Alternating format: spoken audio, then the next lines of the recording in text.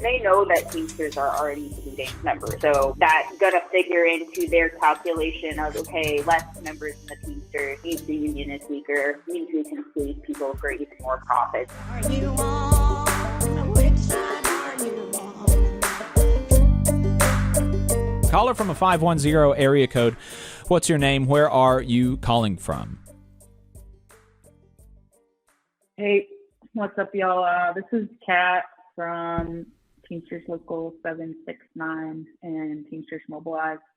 I'm also a member of Mass Communist Union, and I wanted to kind of build off of what brother David Allen had mentioned about the buyouts at UPS. Mm-hmm. Yeah, go ahead.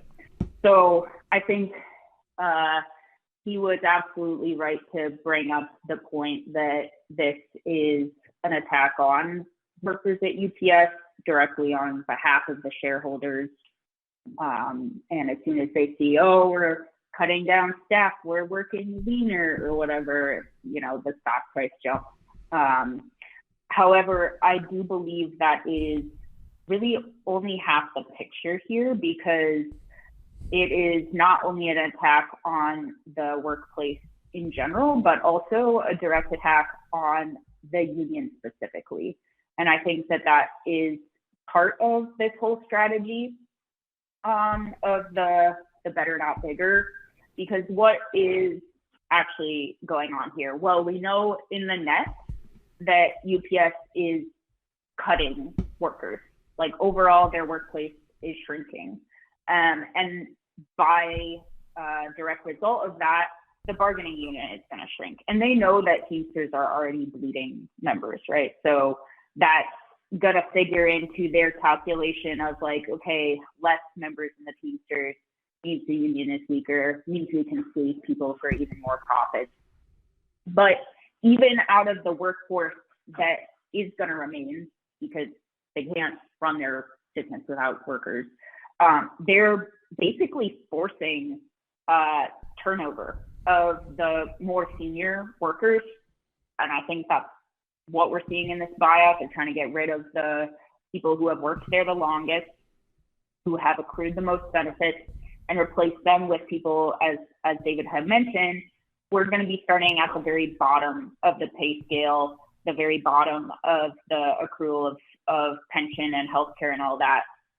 And obviously that is going to not only make it cheaper for them to run their operation, but it's also going to cycle out a lot of workers who have been in the union for a long time, who probably have a greater awareness of the importance of that organization, and replace it with people who, of course, they now are newly able to try to indoctrinate against the union, right? So this is like pretty obviously an attack on the union. And just to be clear, this has already been happening for damn near a year. So like, obviously the news really, the mainstream media like doesn't care about UPS part-timers, and even our own union is not really putting this out there in their own official statements or whatever. But within the UPS workforce, like we have our own networks of communication, and we've been hearing again and again people talking about like whole buildings or whole shifts that are getting cut, laid off, shut down. And the part-timers were the first to go. I myself got laid off in my building in Hialeah because they got rid of the whole day shift. There was not a peep from the union. I never saw any statements. I never saw any fancy social media graphics that we're seeing now. And of course, we know that historically the IBT leadership has tended to favor promoting like what they're doing for the drivers over the part-timers. That's part of the whole tier system, the whole divide and conquer. I really don't believe that the top leadership in the O'Brien administration actually is trying to fight in the interest of the drivers, but they do see them as a broader base of support for themselves, for like continuing to solidify their position as the labor lieutenants of capital.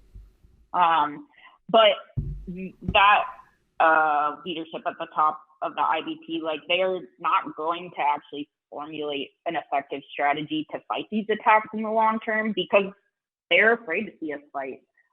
They know historically what has happened when workers rise up in what is truly their own interest, and that is that the union leaders who have been selling them out all along, they get wiped out in the wave. So I think it is, ultimately we can't stop like automation period, but there is a lot we can do to fight. There is a lot we can do to try to secure better protections for our brothers and sisters in our union now and in the future, both at the level of what already is in the contract, at the level of what we can fight for in future contracts, and then at the level of what we can fight for on behalf of the entire working class in this country. And anybody who tells us otherwise is frankly trying to keep us down. That's kind of like my big picture.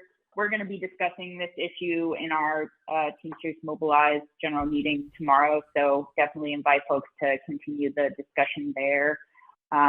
But again, appreciate some of the information David Allen had shared, and y'all for giving the platform. I'll sign out there. Appreciate the call, and thanks for that. Absolutely. I appreciate the call. Hey, 5 seconds. Just wanted to say that this is only possible because of our donors. If you want to see more of this, then consider donating yourself at tvlr.fm/donate. Did we have another caller? Yeah, on the we do line? have a caller. Yeah, we got another caller on the line. We'll go ahead and bring him on or bring her on. 740 area code is the number. 740 area code. What's your name? Where are you calling from? Well, I'm not her. I am a him. That's my pronoun. There you go. So it's great to hear from you. What's your your name? Where are you calling from? Is my name. Well, I think 57% of the voters in Missouri maybe ought to vote that governor out, but what do I know about Missouri? I'd like to kind of touch on what the former caller was talking about and what David Allen touched on with the driver buyout. Now, I think I look at it as it's the company's way, and she touched on it, to divide and conquer. But when you get rid of your old drivers, what happens when you go on a strike? Anybody with seniority, say 1 to 8 years, they're waiting, probably working part-time or in progression. Who do they look to during a strike or during negotiations? They look to the old drivers. What are they doing? Their eyes are on them. Now, what's in between 10 to 25 years of seniority? Those drivers, they have 2.2 kids, a mortgage, 2 car payments. They know enough by then. They want to stay in. They're going to stick to it. They understand solidarity. But they're not long enough in the tooth to lead. It's those older drivers who now have that opportunity at a buyout that I think UPS wants to get rid of. That's my idea on it. Right. Now, that's my take on it. So I got one more point that I would like to make, and it confuses me. And maybe you can touch on it, maybe. But other Teamsters, UPSers are going to understand this. But during COVID, even prior to COVID, we had labor shortages across the country. And these big hubs did what they called a market rate adjustment, where starting rate for a part-timer was $15. Well, that wasn't enough to get people in the door. So they upped it to $25. And anybody, of course, that wasn't making $25 went to that, or 22 or 21, wherever you were. But that didn't apply wholesale. That only applied to certain places, certain hubs. And yet, the international, I didn't hear anything about that. That was an extra contract agreement. I had guys in my center who weren't eligible for that. You know, we're in an extended center out in the middle of nowhere, and they don't have that opportunity at that market rate adjustment. Now, if you're under a contract, isn't it fair for everybody? Isn't that the whole principle of union? Everybody created equal, everybody the same. Seems to me that way. And I just, you know, it really, really sets me off that there's a lot of voice on this buyout. But when we had the market rate adjustment, it was just, well, whatever. All those guys are just crackheads. Get them in here and let them do the support work, and you know, to hell with them. Yeah, you know, on the market rate adjustments, you may have some questions for me. I'll try to answer them. Yeah, well, I'll just say on the market rate adjustments, I don't know. You would have to. This would be a question for somebody that's more familiar. But my assumption would be that there was some sort of agreement made between UPS and the Teamsters, and the Teamsters signed off on those market rate adjustments. And I can understand both sides of an argument about these so-called market rate adjustments, and we actually had a lot of these conversations with letter carriers as they were negotiating their contracts, because you know, there was there's real consternation among the letter carriers membership, particularly in places like New York and Los Angeles, where the cost of living is significantly higher, and yet they still have the same, you know, $19, $20, $21 an hour minimum wage as somebody in, you know, the middle of nowhere, rural Alabama, right? Where literally I saw, you know, I saw an apartment come up for rent for like $600 a month. Which is, you know, I mean, that's super cheap. And so with what the federal government does, which is where I come from, you know, I'm a member of AFGE, we have a base salary, and then we have market rate adjustments everywhere, right? So everybody's got the same base salary, and then in Huntsville, Alabama, you get like 17% added onto that. In like Tuscaloosa, Alabama, it's more like 9 or 10%. In New York, it's like 25% or something like that. And so like, that kind of, you know, I guess I would lean more towards that sort of thing, because that gives everybody kind of the same purchasing power. But I also understand that, you know, ultimately for the company, it's a national company, your labor is worth the same to the national company in Alabama as it is in New York. And so shouldn't that be reflected? Should people in Alabama make less than people who do in New York? You know, I don't know, but I can at least understand both sides of the argument on that. And so you would have to ask the union if there was an agreement actually with the Teamsters about the market rate adjustments. So yeah, does that, I don't know. I get it. It just seems so wrong to me. And it did at the time.